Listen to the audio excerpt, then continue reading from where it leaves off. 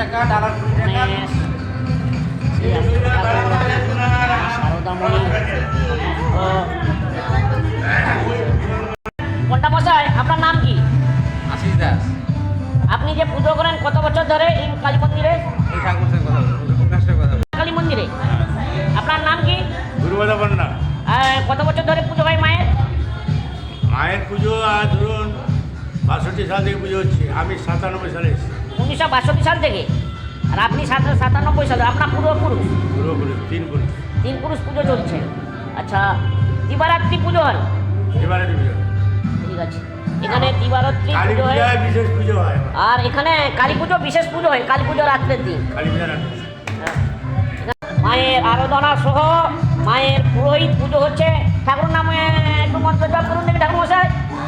কালী কালী মহাকালী কালী কেশর গোপা পাহাড়ি দুর্গা শিবা সমাধি এই নমস্তে জয় মা কালী।